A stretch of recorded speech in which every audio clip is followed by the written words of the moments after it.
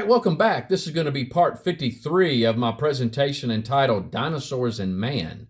Dinosaurs and Man. And so any of you that have missed the previous videos for my Facebook people, just scroll down through my Facebook timeline and you will see previous videos that I've done concerning Dinosaurs and Man. I originally started re-recording my presentation back in 2023. And so for those of you on YouTube, or if you want to go to my YouTube channel called The Journey in Between, you can go through my playlist, Dinosaurs and Man, and you can see all the videos that I've done thus far. And so this presentation that I'm doing, I originally recorded it on YouTube back in 2018. And decided to re-record it because of new material. And, you know, I've learned a whole lot of things about videoing and presenting my presentation. And so, but originally I've been involved, for some of my newcomers, I originally got involved with the Creation Ministry back in the mid to latter 90s and passing out VHS tapes, DVDs, tracks, and stuff like that. And right around the year 2010, I want to say it took a change, and I had somebody introduce me to PowerPoint, and I started doing classes, actual classes, to Sunday school classes, homeschool groups, and what have you. And since my kids, we homeschooled our kids, since our kids graduated high school, I decided to, I lost a lot of my networks, and so it was really hard to really get a class together. I found that becoming more and more of a problem.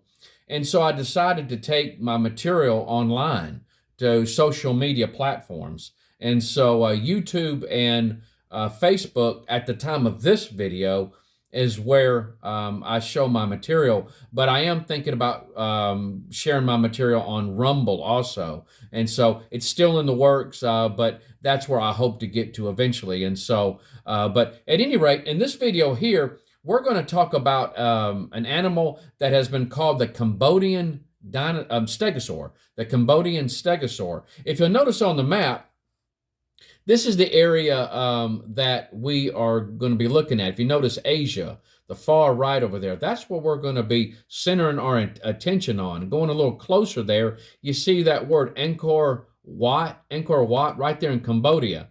Now, this some of the pictures and information that you're going to be seeing from here on out came from this book right here called Ancient Angkor, and that's this book right here. A nice, big, thick book. It was made by Michael Freeman and Claude Jacques, and Gacqueus, if I'm not pronouncing that right. But this is not a Christian book, you guys. This is not a Christian book. This is a secular book about the history of this area, and this area that we're going to be talking about. But there was a carving that we're going to be looking at specifically. And so if you notice on the screen here, this is the total area size. This is an impressive place. I'm just going to just tell you right now. Anybody says that ancient man was dumb and stupid and we're getting smarter and smarter, they have no clue what they're talking about. I mean, this is absolutely just a massive, massive place. And so, but it's in kind of disrepair. You can see kind of the tree roots growing all over everything. And I'm just taking a few pictures from the book. It looks like literally out of something from Indiana Jones. And so just an absolute, just an amazing structure. But this area here, to Prom, is what we're going to be looking at. It's dated to be in the 12th and 13th centuries. This is a part of that map, that red circle right there. That's where I'm going to be centering my attention on.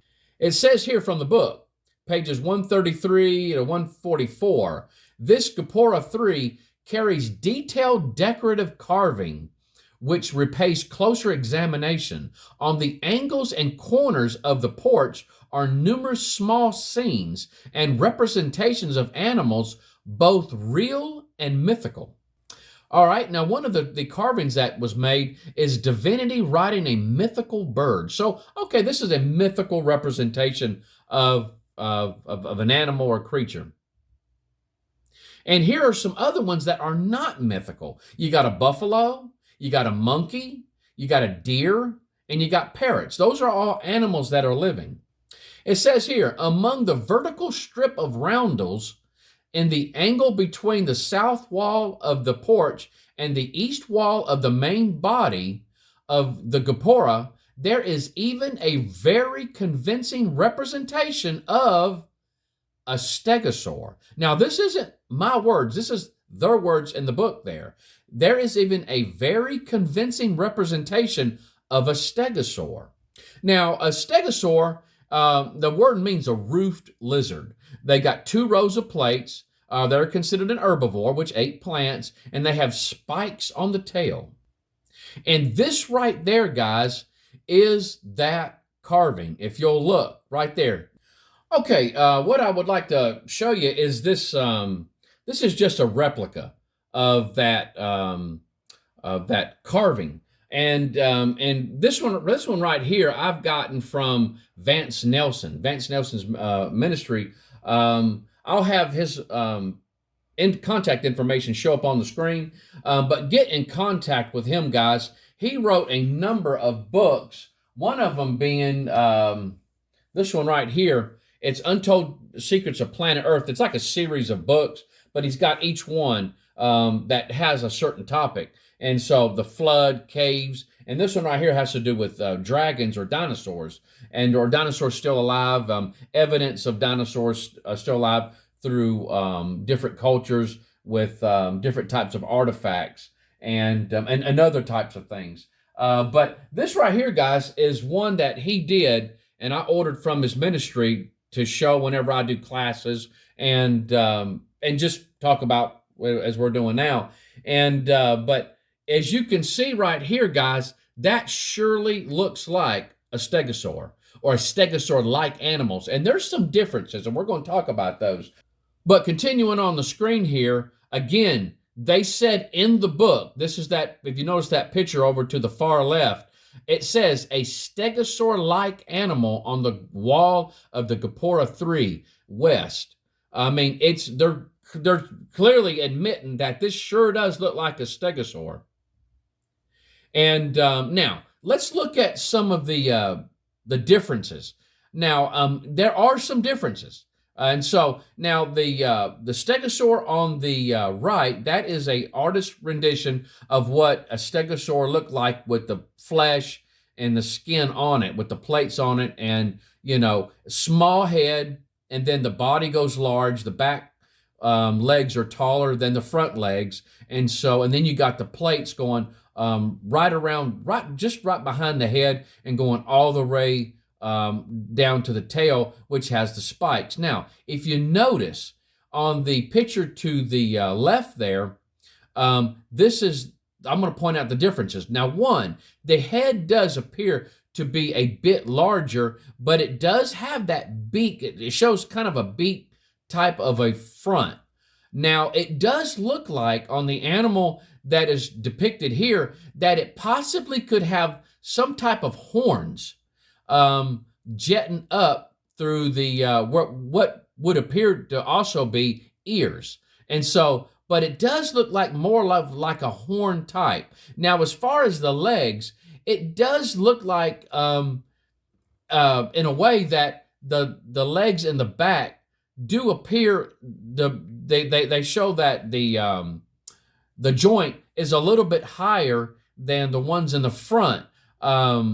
But even though that it's not you can't see it as clear as what it would be depicted in the picture to the right. But just looking at what they show there, it looks like there's like a line that goes all the way up to the top of where that leg would start. And so it does look like that it's showing the back legs being taller than the front legs. Now, as far as the plates go, it's showing the plates starting a little further back than what the picture is on the right. But then again, guys, look at those, what appear to be plates.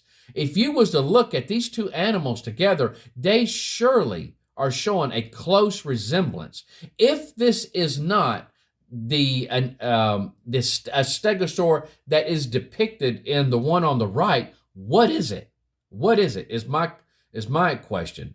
And so it shows the plates going all the way down to the tail. Now, of course, you can't see the spikes on the tail because it ends. The tail kind of just keeps on going. And so it's not showing the absolute ending of that tail. Now, this is something I want to give you a little something extra on your plate. If you'll notice these plates, well, it's kind of interesting what some researchers have found out. It says here in this one article that 5 stegosaurs from a fossil graveyard in central Montana, U.S., were examined and 2 distinct varieties could be seen. Simply looking at them by eye, you can identify 2 varieties, but then you can also measure them and do more quantitative analysis and demonstrate that yes, there are 2 distinct varieties of plates and that there don't appear to be any clear-cut intermediates. And so what they're showing is that they found some that had a shape like this and then others that were shaped like this. And they believe that the ones that had more of a kind of a rounded shape are more for a male because they were bigger than these right here, and they think those were the female.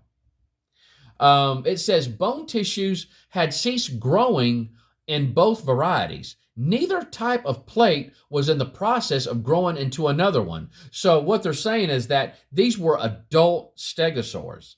As males typically invest more in their ornamentation, the larger wide plates likely came from males. These broad plates would have provided a great display surface to attract mates.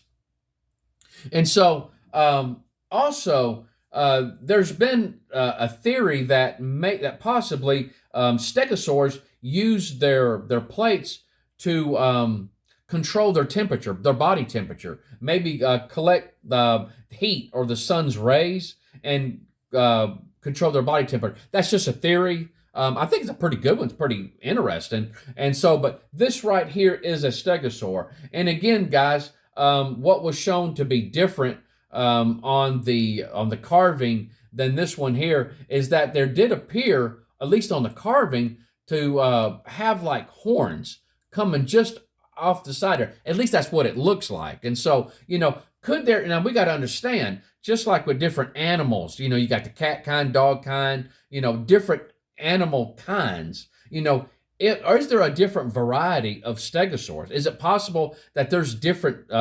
varieties of the stegosaur kind? And so I don't know. This is just something I'm throwing out. It's definitely this, whatever this animal is, if it's not a stegosaur, what is it? What is it? And so it's definitely controversial. But guys, it's controversial only to those that have a secular worldview. And you will hear me say that over and over again. What is your worldview? Do you have a biblical worldview? Do you believe what the Bible says about creation? And so if you believe what the creation account says, that God created the world in literal 6 days and that dinosaurs were created along with man on day 6, then finding this type of evidence is no problem at all. But if you are one of those that want to try to blend in the two, and which is called theistic evolution, then you're going to have a really hard time trying to share your faith in the Word of God when you already have a contradictive type of beliefs. When the book of Genesis, right off the bat, says that God actually did it in 6 literal days, and that man and dinosaurs were created at the same time. Rather than the theory of evolution that says that man and dinosaurs has about a 60 to 65 million year gap between the two, and that there should be no evidence of man and dinosaur ever coexisting. And so, at any rate, guys, I hope you've enjoyed it. Again, this is a really fascinating piece of evidence, but we've got some other things that we're going to be going into. Please look out for the next one. I hope the Lord blesses you real good. I love you. And have a great day. Y'all take care. Bye-bye.